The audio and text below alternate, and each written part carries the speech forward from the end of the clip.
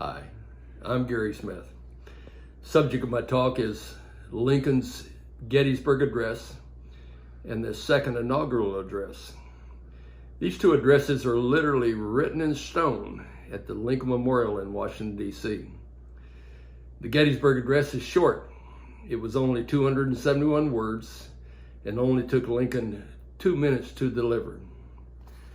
Lincoln gave his address at the Gettysburg Cemetery on November the 19th, 1863.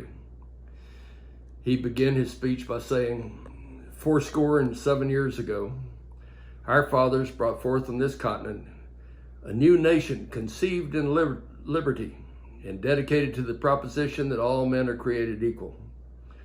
77 is 87 years, which dated from the Declaration of Independence of 1776. Lincoln concluded the Gettysburg Address by saying that we here highly resolve that these dead shall not have died in vain, and that this nation under God shall have a new birth of freedom, and that government of the people, by the people, and for the people shall not perish from the earth. Abraham Lincoln's second inaugural address was delivered at the U.S. Capitol on March the 4th, 1865. The second inaugural address was also short. It was 703 words, which was divided into 4 brief paragraphs. Listening to the speech was John Wilkes Booth, who was assassinated the president on April 14th, 1865, a little more than a month away. In the first paragraph of his speech, Lincoln said he was making no predictions as to the outcome of the war, although Lincoln knew everything pointed toward victory. And then Lincoln began the second paragraph of his address with a brief history leading up to the Civil War. Lincoln said, both parties deprecated war, but one of them would make war rather than let the nation survive, and the other one would accept war rather than let it perish, and the war came. In the third paragraph of his speech, Lincoln began to talk about slavery. And he said 1/8 of the whole population were colored slaves, not distributed generally over the Union, but located in the southern part of it. And these slaves constituted a peculiar and powerful interest.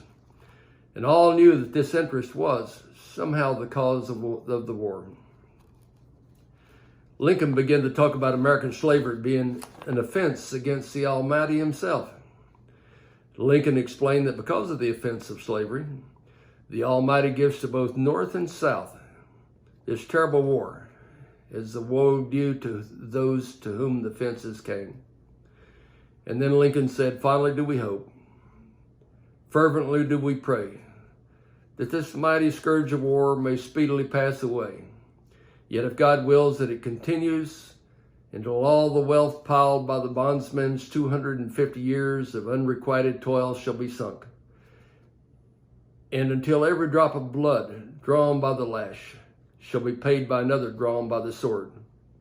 As was said 3,000 years ago, so it still might be said, that the judgments of the Lord are true and righteous altogether.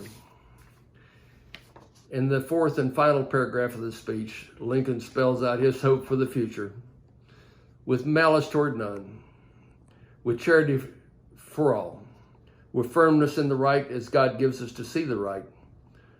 Let us strive on to finish the work we are in, to bind up the nation's wounds, to care for him who shall have borne the battle, and for his widow and his orphan, and to do all which may achieve and cherish a just and lasting peace among ourselves and with all nations.